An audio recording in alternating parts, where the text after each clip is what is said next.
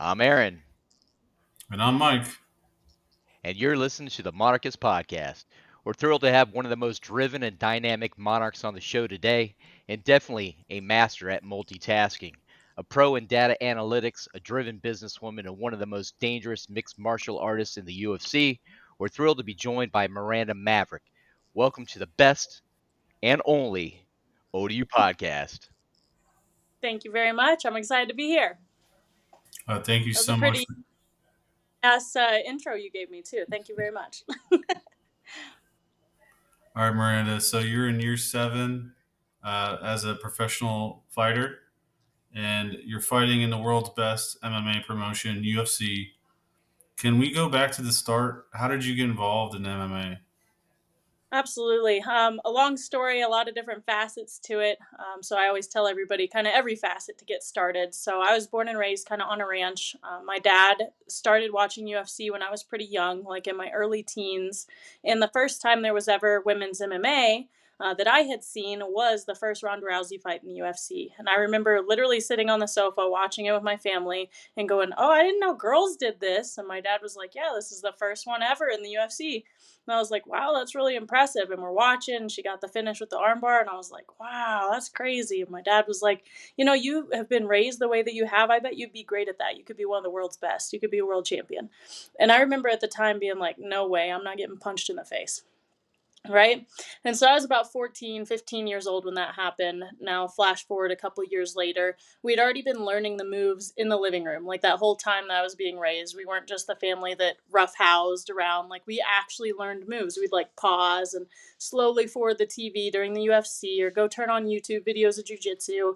And when I turned 16 and was able to drive myself, I said, "Hey, Dad, what do you think about me formally joining a gym and learning to do this for self defense?" And he was like, "Yeah, if you can find a way to pay for it." Right. And so himself and my little brother and sister actually helped me cut wood all that fall and winter. And I sold firewood to afford my gym membership the first few months. So, very country style way to start it about. And then started jujitsu, fell in love with it within a couple of weeks. Started to go to Springfield Fight Club, which was a more serious gym in Springfield, Missouri, and still didn't have any interest in fighting until I finally watched some local amateur fights. And I watched this terrible fight between two women, and it was just embarrassing, honestly. Like, went in there, one girl hit the other one time, and it was over. And I was like, "Psh, I could do better than that." And my coaches were like, "Hey, don't say that until you've been punched in the face." And I was like, "I've been kicked by a cow in the stomach. I think I'd be okay taking a punch from another girl my size." And I decided, why not? Why not take one fight? And if I did good and won, and I liked it, wasn't apologizing the whole time I'm hitting this girl, then I'll go be the best I can be.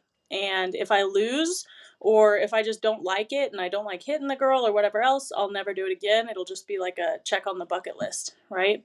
And so I went in, had my very first amateur fight, won it in the first round via submission, and the rest is kind of history. All right. So I have a follow up. You said you were raised on a ranch, and you Yep. mentioned the cow kicking in the stomach. So did you have rodeo experience? Not rodeo experience. So my family, my dad actually was like a real estate. Sorry, that's a hard tongue twister there. A rural real estate investor. So when I was young, we actually moved around a ton. Everybody always asked me if I was like a military kid, and I'm like, I might as well have been. My dad was very like stern, and I grew up like we'd go to one place, clean it up, build property or build houses on it, build fence, and I'd be 8 years old out there helping with twisty ties, pound and post, doing all that kind of stuff. And then we moved in the next place after we sold it. And so that's what we did. And we always raised beef cattle. Finally settled in Missouri, where I was also born. So we went to Missouri, moved around to like 9 different states, finally made our way back to Missouri. And yeah, I would raise cattle, do everything from helping pull the calves to roping the cows and holding the calves down while we'd give them shots to whatever else. No rodeo. I went to the rodeo one time that's in my memory. Like I was a little kid. I was probably like 4. And I remember how they have little flags on the tail of calves. I don't know if you guys have ever seen that part. And little kids can participate and you have to go try to grab the flag. That was my only rodeo experience ever. That's awesome. All right, so you're on the verge of a top 15 ranking, and you're about to fight Andrea KGB Lee at UFC 298. February 17th. So everybody make sure to tune into that. I know I will be. Andrea is a former training partner of yours. She's currently the number 14th ranked flyweight in the world, I believe. Talk to us about this fight and about your journey towards competing for a championship. Yeah, so one, we aren't really past training partners, I wouldn't say, but it kind of depends on everybody's definition. I've trained with her for like 3 days total out of my entire career and just kind of met for someone else's training camp, and they had brought in a few people to help them. And we ended up doing a couple sparring rounds. We're acquaintances though. I've known about her the whole time pretty much I've been in MMA and vice versa. And she's always been a couple years ahead of me, mainly because of age, and had already gotten started a lot earlier.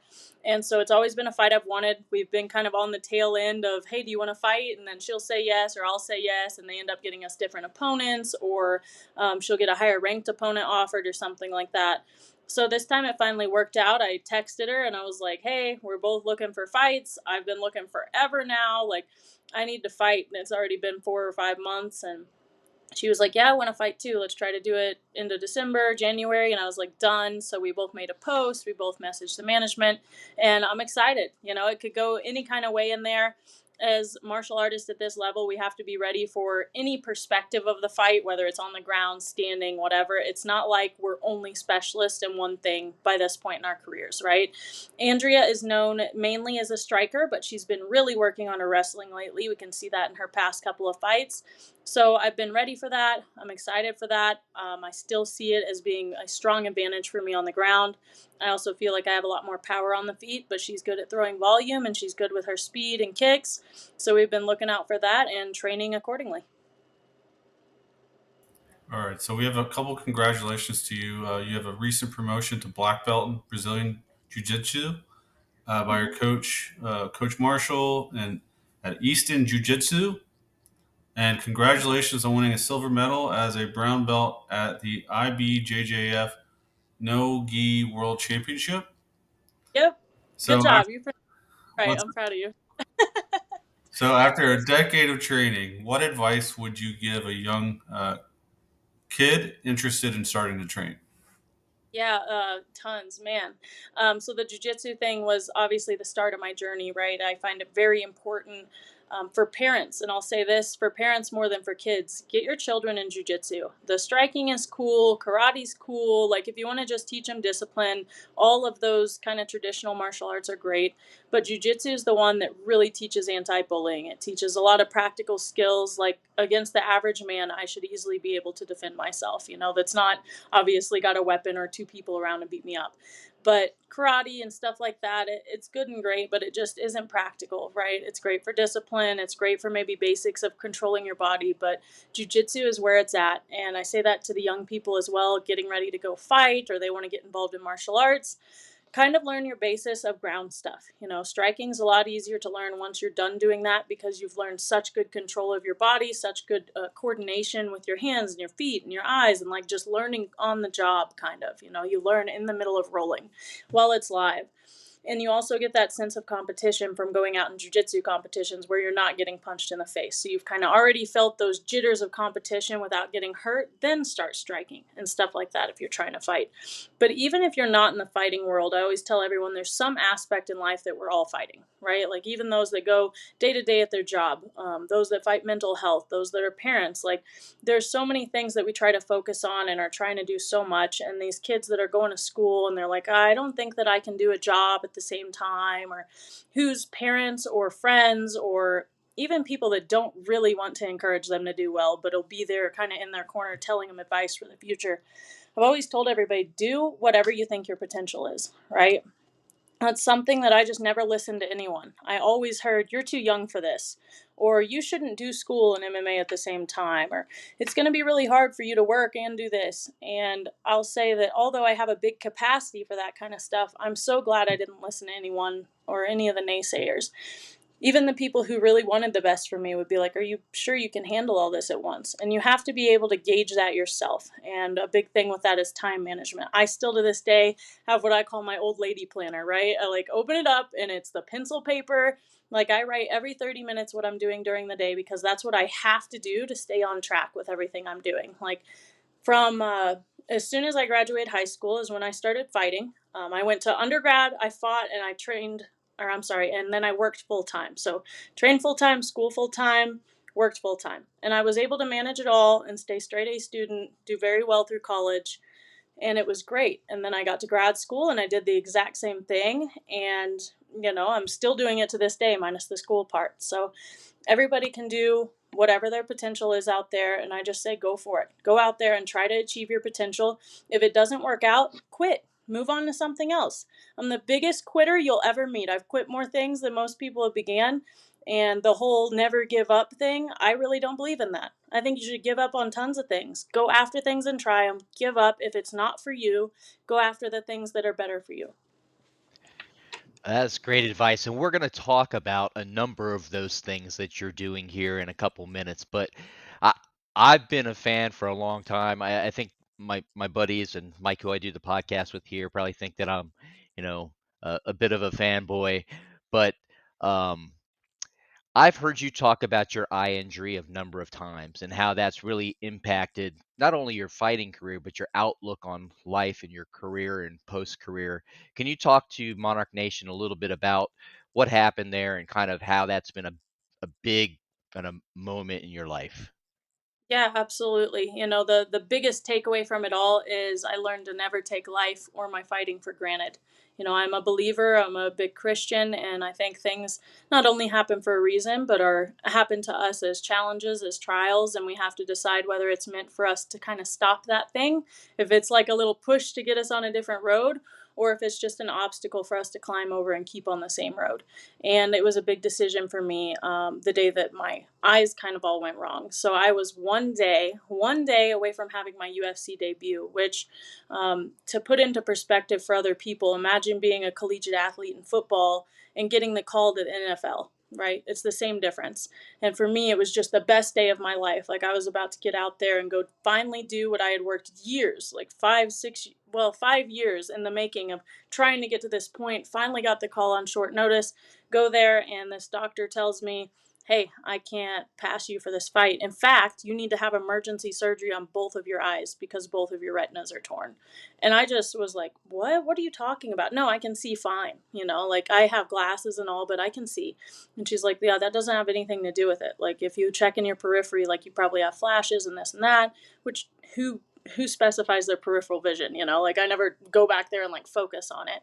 And ended up being that I did have to have emergency surgery in both my eyes. Luckily, like I was with my boyfriend at the time, who's now my husband, and he took me across like 3 different states to visit different surgeons back in like the Virginia area. And just so happened that right there in Virginia Beach ended up being one of the world's best, and she took care of me. But the other surgeons before that were like, listen, you're never going to fight again. So get that out of your head. Like getting to where you look at screens all day, that's probably not an option either, which is clearly what not only I was getting my education in, but also was planning my career for after fighting. They told me that kids might not be an option because of the pressure on my eyes. Like my life within, a few days was just gone. I was like, I don't know what my future is anymore. Like, you're taking family away from me. You're taking the career path that I've chosen away from me. You've chosen to take away this pro athlete career from me. So I didn't really know what was going to happen. Plus, school was still happening. And I was like, man, I'm in such a flustered, emotional mess. I do not want to think about school. I have homework, papers piling up. I'm like, I don't know what to do. Right. So it was very scary. And it was kind of a open window of how am I going to handle this? How am I going to look back in 10 years? This is something my dad said to me while I'm still in the middle of freaking out. And he's like, in 10 years, you're going to look back and wonder why you didn't handle this a certain way. What is that way? And start doing it now. And I was like, huh, good perspective. But I'm still going to cry a little bit, right? And so I did. I finally had the surgeries on both eyes. And after that, I was like, listen, every day for me, I'm going to treat like this could be my last day of training, my last day to fight. And I tell people there's either success from inspiration or desperation. And a lot of fighters go into their fights desperate. Like they have to win the fight or else like their living isn't going to be handled. And for me, fighting is just an add-on to my life, is how I look at it now. It's like I have a career that I can go after and be successful. And I have a family that's very supportive. I now have like a house and land paid for in Missouri that I could move back to any day that I want to. But to me, this fighting, it's not a risk. Therefore, I can go into my fight and do whatever I want. If I want to throw up an armbar when it's not meant to be there, my life isn't going to be over. This isn't what represents me only as a human. So I feel like it gives me a lot of freedom when I go in there to fight, and be a different person when I do it too, and represent this sport the way that I want to, instead of just trying to basically get paid by questioning my morals and stuff like that with what I do. So for me, the eye thing was kind of just one step in that direction. And I tell people every day, like, this MMA career is stupid. Like, it could be gone any day, and it's so temporary. I can't do this when I'm 50. Like, there's no way. Nobody does that. And all these fighters that just have no plan B. I'm like, I would rather have my plan B, C, and D already going right now. That way, any day that something happens, say my knee gets messed up or my eyes get messed up again, I can be done, wash my hands of it, and still be happy. Thank you so much. I've heard that story before, but I know for a lot of our listeners that might be impactful on their lives, especially since we have a lot of college students that are tuned in. And it's just great advice for anybody. So thank you very much. Of course. Yeah, absolutely. We often ask about kind of hidden talents, but thanks to Aaron being such a fanboy that he is, we already kind of know about one of yours. Uh, you, he knows you like to draw. So talk to us about drawing. Um, I might real quick if you guys can give me 10 seconds. okay. All right, all right. I'll Of be right course. back.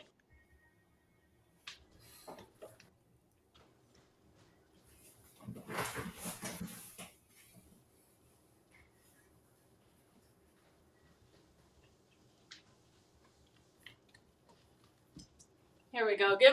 Give a practical application instead of everybody guessing how crappy I am at it, right? I'm like, oh, pencil sketches all the time. It's a little stick figure. So I've actually been pencil sketching since I was 11 years old. So sorry, catch my breath here. Ran up the stairs and back down. When I was 11, I had like an art class in school, and they wanted us to do self portraits, right? And to me, I was like, okay, all these kids are tracing on a window, and I'm going to try not to. I'm going to try to just do freehand, see how good I can do. And I ended up drawing one that looked just about like me. And my dad was like, wow, like, I didn't know you could draw like that. So, sorry, I just got done training, and running up and down stairs is rough right now. But this is like a dog that I'm working on right now. So, try to make them realistic pencil sketches, and I'll be drawing on it after we get done with this interview, actually, for a client. So I do commissioned art and been doing it ever since then, and gotten better every year, even though I've never like actually studied art at all. So That's pretty impressive. It looks ultra realistic almost. thank you, thank you. Yeah, I draw pencil sketches of people a lot, but animals are probably actually my favorite to draw, just because it's, I guess, more creative. Like people, it's a lot of shading, a lot of drawing, but with the animals, I actually use like a lot of creative stuff. Like this has literally been drawn with one pencil and a toothpick. I know that sounds really weird, but like the fur is drawn via like etching in spaces with a toothpick. So it's fun learning all the different new stuff and watching YouTubes. I'm like, you don't have to go to school all the time to learn things. You can learn it on your own. So that's kind of been my goal in life, is learn things all the time, never stop learning. That's pretty cool. I may have to think about either, one of our other ODU guys, Taylor Heineke, who I also know that he's a fan of yours because I saw that he followed you on Instagram, or maybe Okay. our Hudson, our dog that we see at all of our ODU football games. It kind of is there for as he's training to be um, a service dog, but he provides a lot of kind of mental strength for a lot of the kids on campus who are away from home and stuff like that. So may have to reach out about that. Yeah, please do. For those listening and stuff, I actually do a lot of commission drawings, so you can reach out to me about drawing family members or pets or yourselves or fans or people you're fans of, I should say. Whatever you want drawn, I can do it. All right, so I've been waiting a few weeks to talk about this one. Uh, I am a huge fan of pickles, and you recently started a new business called Prowler Pickles. So Monarch Nation is curious about the origins of Prowler Pickles. Talk to us a little bit about that. Yeah, so I kind of told you guys I was born and raised on a farm, basically, right? Like moved around a ton, but always did like the ranch life kind of style. And my family was huge about eating our own food, making our own food. So I've done everything from butcher a cow to making butter to canning vegetables to vacuum sealing vegetables. And one of those things was pickling, right? So pickling peppers, making salsa, pickling actual pickles, onions, all of it. And so I've had a lot of knowledge my whole life that as I get older, I'm like, wow, nobody else knows how to do this stuff. Like, I'm surprised, you know? And it's a lot of homesteading skills that I guess have paid off for me as an adult. And in November, late November, I was actually pickling for my family. I was getting ready to go home for Christmas for a week or two, and I was like, let me get all these jars ready to go for my family so I can take them back and they can have some to last the rest of the year. So I make a few gallons of pickles, a few gallons of salsa, things like that, take it back home. And I made a little story on my Instagram about it. And I had a couple of people that were like, hey, do you actually sell a couple of those jars? And I was like, I don't have enough right now. I was like, let me think about it. I'll get back to you. And so the next day, after talking to my husband, I was like, let me just post a story and do like a little prod thing, right? See how many people would actually be interested. And I ended up getting like 30 some responses within an hour of I'd buy some pickles, I'd buy some pickles. And I was like, you know what? This is kind of a cool little niche thing that I could get out there, get FDA approved. It's not that hard to do. Like, it's not going to take so much time that I'd have to quit a job or anything like that. And it's not huge startup costs. So, being a math person as I am, I went through and kind of did the cost analysis, how much it was going to cost me a jar on average, and looked into how much stuff I would have to get. And I was like, yeah, I could make this kind of cut even fairly soon. You know, it's not going to be something where I need to go get a $50,000 loan to even get started. So let me jump into this. And within a week, I had sales going just via like send me Venmo and give me your address kind of thing, and was working on my website in the meantime. And now it's the full blown website. I do all the sales online. I can ship anywhere basically, but specifically in the US, Mexico, and Canada is where I'm trying to ship most of them. And I'm trying to get in retailers, but I'm going to focus on FDA approval after my fight. All right, so you went and got a drawing. I got, I actually have three, but I only brought two into Hey, the studio. I've got the sugar-free sweet ones, and I've got okay. spicy garlic spears here. So I was waiting for this to actually try these things. Which one should I try right now? You should try the spicy All ones. right. It's just a lot of the kind of fan favorites, so you should give those a try and see what you think. And I know you're not a big fan of spicy, so but a lot of people are in general. Yeah, So I'm glad that you made this. I'm I'm not super big on spicy, but it's been my biggest seller, all my different spicy ones. So I'm like, okay, they're like, we don't see these in stores very often, so I'm gonna give them from you. I was like, all right. I will say this is I'm the first time I've ever eaten on the podcast.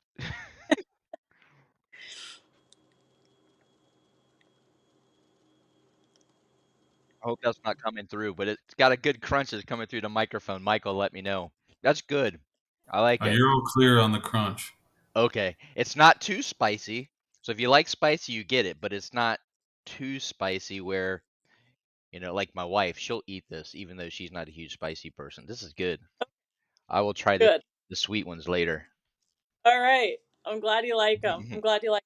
A lot of people that love the spicy ones. The sugar free sweet are probably one of my least sellers, but I think people just see sugar free and they're like, yeah, I'm fine with the sugar. So I have regular sweet ones as well. I have zesty bread and butter, which are my favorites.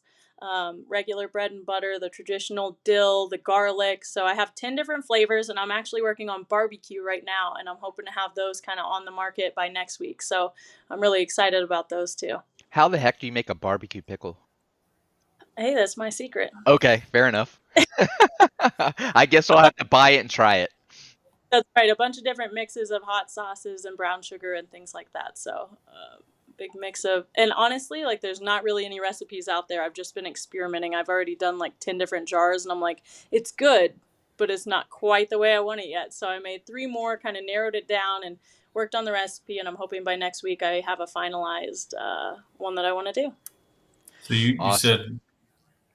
said brown sugar and some sweetness there. I was thinking you were going to go with a smoky flavor. Maybe use some liquid smoke or something. I've thought about doing that.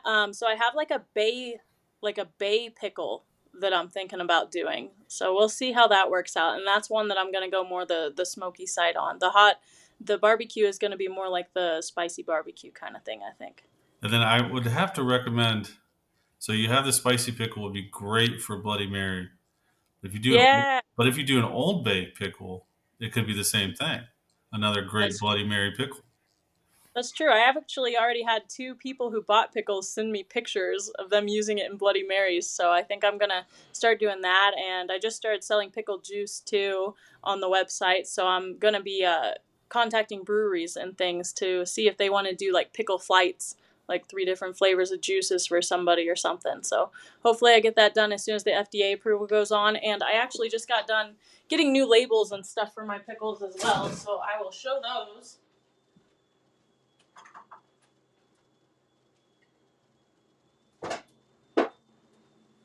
Feel like I'm just everywhere on this interview. Got to show off everything, you know? So he doesn't have the new jars yet. I have some that are still in the older jars as I keep making them, but the new jars are like the black lid, black labels. So got them all fancied up and ready to go. I might have Now to. I like the lion on the logo, but Yeah, if we could get it a so little bit more navy blue in there, that would be great. right, That, right. Well, that you know, Opinion's gonna have to work with me, get it into their cafeterias or something. we could definitely get it into our tailgates for sure. Yeah, heck yeah. But you Yeah, guys go check it out. ProwlerPickles.com. Go on there. You can get sample packs or just one flavor, whatever you want to do. yeah, and Monarch Nation, order some pickle juice so you can make some Jameson picklebacks. I mean, it's Yeah, perfect. It's just perfect combination of pickle juice and Jameson. very nice. All right. So obviously, through this interview, you kind of learned a lot about you and your other interest, and how many things you're balancing all at once. I mean, you're a UFC fighter. You got this new business selling pickles, but you have a 9 to 5 working for Hershey as a data analyst. I Yeah. work in a similar field, but for healthcare. So I'm really interested in hearing more about this. Talk to us about your career. Yeah, so my 9 to 5, I'm very lucky. I have a boss who's also a big fan of me, and that's kind of how he got in contact with me while I was at Old Dominion. Actually, he messaged me and had already bought like a hat and other stuff for me in the past. He's like, "Hey, I saw what you were going to grad school for. Would you be interested in a job?" And at the time, I was like, "I don't know if I can fit it in. I'm already working full time and stuff." And he ended up saying like, "I could put you on as 10 hours a week to start with," and I was like, well, heck yeah, let's do it. And I remember giving him like a price per hour because he was like, how much do you want paid? And at the time I was like, I don't know. Like, let me do some research, get back to you. And then I did some research, asked him a number, and he instantly was like, sure, done. And I was like, dang it. I was like, I thought I was going high, but I wasn't. And anyway, he's great. So I work very flexible hours. I can work from 2 a.m. to 5 a.m. days if I need to, as long as I get my stuff done. And so what I do is I'm basically the numbers behind the scene of these commercials and advertisements you see for the Hershey company out there. So if you see an advertisement on Facebook or Instagram or Snapchat or even your TV, I'm the one who decides if those are working and making people buy more candy or not. And obviously, it's not just for Hershey's chocolate. That includes Kisses, Reese's, Kit Kats, Twizzlers, all kinds of different brands that are under the whole Hershey umbrella. And basically, I'm the one that decides if Norfolk, Virginia becomes one of my base designated marketing areas, as we call them. I would do the math and see if this advertisement that was shown in Norfolk led to people buying the candy more there. So that's kind of what I do, and I do reports and end up showing them to the big dogs almost every week, and then do quarterly reports and meetings and things like that. So have a pretty high-end executive job, I guess, and I'm really excited to have it. And it's based more along my stats side of my degree than the psychology side of my degree, which is pretty cool because I love math, love numbers, I've always been good at it. All right, so as a podcast for fans by fans, we often ask our listeners for questions and try to work them into the podcast. So we have a few that we've gotten from some of our folks. Mike, why don't you start us out? All right. So you've been in the UFC since 2020. What has been your favorite victory so far? My first one, probably the fight against Liana Jojua. Just went in there and I felt so much pressure, but I'm very good under pressure usually. And I was just like, man, I've got to go in here and dominate. And I was just completely confident in that fight. I didn't see her as on my level in any way, shape, or form. I remember they were bragging about her being this submission queen before we fought. And it was really funny to me because I had more submissions than she did. And I was like, funny how no one's mentioning any of mine. But they're hyping her up because she's already been in the UFC. I'm this newcomer, nobody knows what to expect from me. And I went in there and was just dominating and ended up getting that TKO via doctor stoppage in the first round. And I remember just being shocked, which ended up being a good stoppage because if anybody's kept track of her career, she ended up getting her nose split in the exact same spot her next fight and had to stop fighting in the UFC because of it. And now doesn't really fight at all because her nose is so damaged. So I'm like, well, it was a good thing they stopped it. It was like filleted open, but very exciting fight. Obviously, kind of got me a toehold within the division, got me a lot of notoriety off of that finish, and yeah, just went in there with a lot of violence and a lot of passion. So, kind of got my start, and I don't know if you can have a fight better than that for a debut fight. And there was a follow up. And who has been your toughest opponent? Toughest opponent was probably Aaron Blanchfield. I mean, it's the first time I fully lost a fight, which was very sad and very disappointing at the time because I definitely went into that fight underestimating her. She was a little younger than me. I had only seen her not do that great of striking. Her jujitsu had looked good, but it was always against crappy opponents, so it was hard to ever know how good somebody is when they're going against people who aren't that good.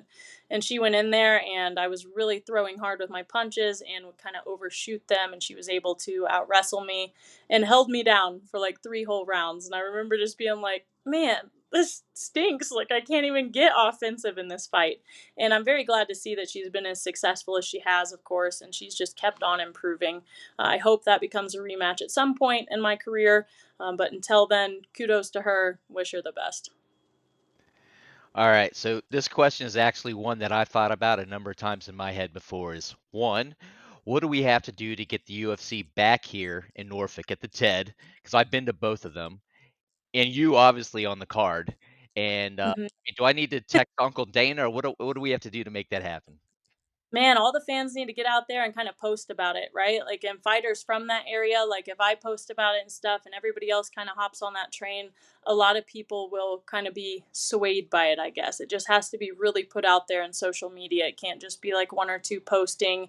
Like the TED themselves need to go out there and make a post and be like, tag UFC, we want you guys out here representing. I remember I actually attended the last one that was in Norfolk, and I was in Invicta at the time, high level in Invicta, and I was running, amusingly, a UFC gym table outside of the arena because I worked for the UFC gym in Norfolk that isn't there anymore, but was way back when. And I remember I actually got, if you can believe this, fired after the COVID thing happened because they were like, "Yeah, we don't really have time for you to be on here. We've got to short our staff." And I was like, "I'm almost in the UFC and you're going to cut me from your staff?" And then a week later, I got in the UFC and got a call back from the manager asking me if I'd join them again. Nope. And I was like, no. I was like, get out of here. I'm not jumping back into that mess.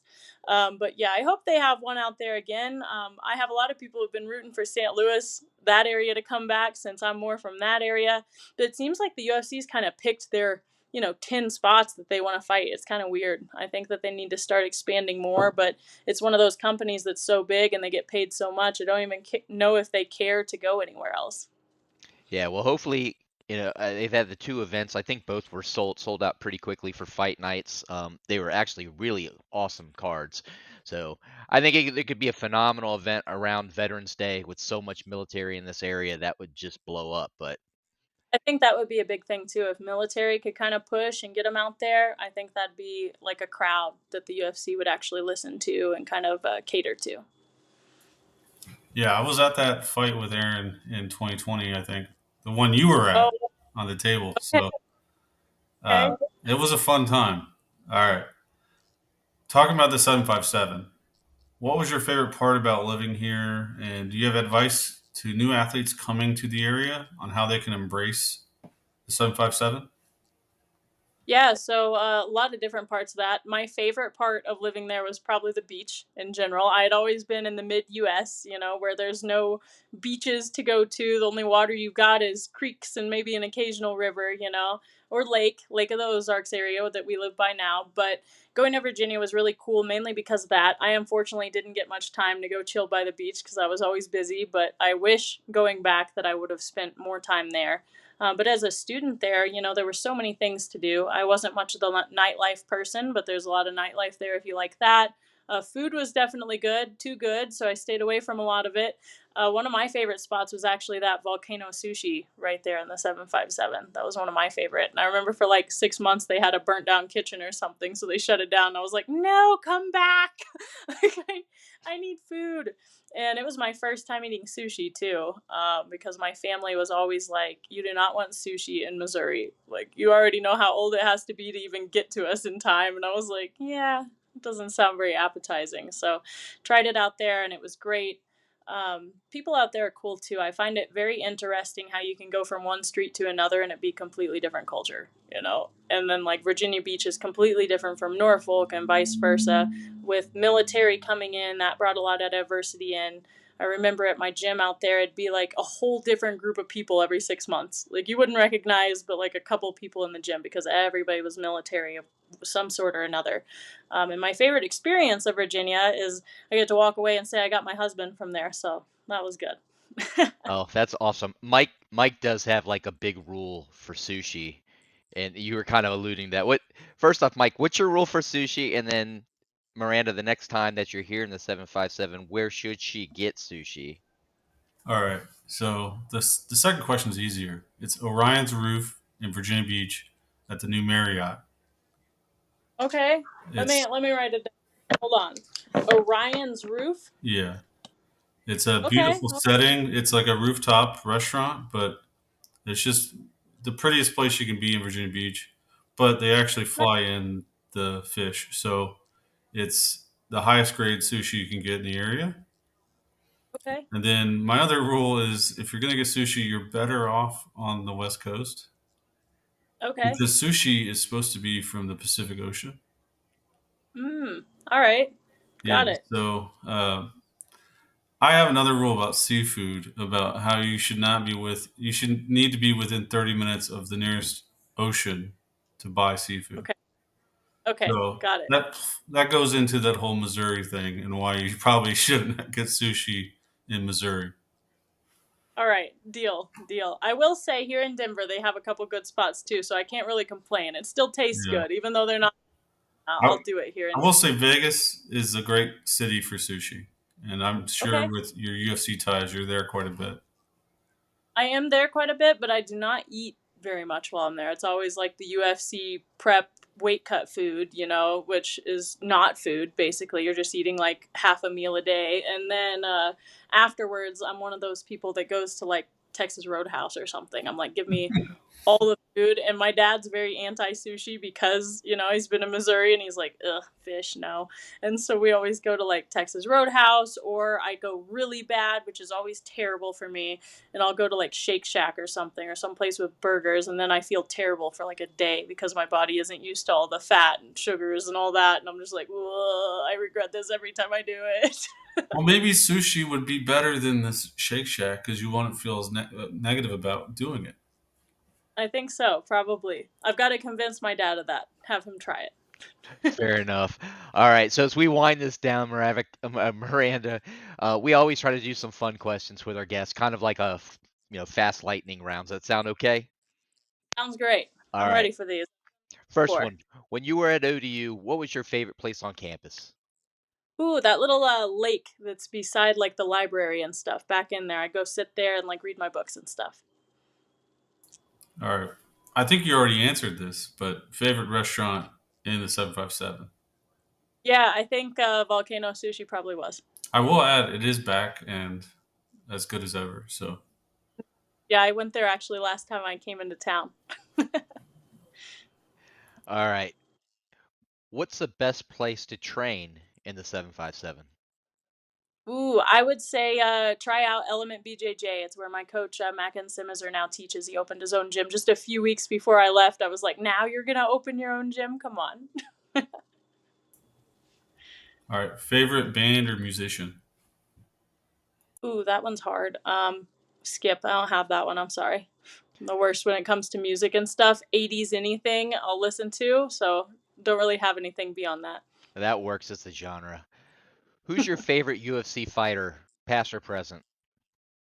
GSP. And then nowadays, I'd say like Michael Chandler's one of my top favorites. That dude's got so much energy, and yeah, I mean he's gonna have a big fight coming up here, big money fight, not you know. Yeah, so for me, I'm big about like how people are in person, right, and how they are as human beings, not just in their fights. And like seeing how he raises his family and like the two kiddos he's adopted and stuff, and hearing that story, and just how nice he's been to me. Like it was my debut fight in Abu Dhabi, and he was so nice and got in a conversation with me, and I was like, wow, like not very many fighters, like shouldn't say not very many. 50% will talk to you, but then only like 10% of that 50 really give a crap to continue a conversation. They'll just be like, okay, you're done. All right, thanks, bye. So I like Michael Chandler. I think he's great, and obviously his fights are very entertaining too, which helps. But GSP is, yeah, I really like GSP. Used to love reading his books before I'd fight, like How to Fight, I think it's called, or Why I Fight. I can't remember which one it was. And I'd read it before my Invicta fights, and I just found it very inspirational. And then how he's kind of continued that pattern of health and being there for other athletes is pretty cool. All right. Which finish is most satisfying? Win by armbar, submission by choke, or winning by KO?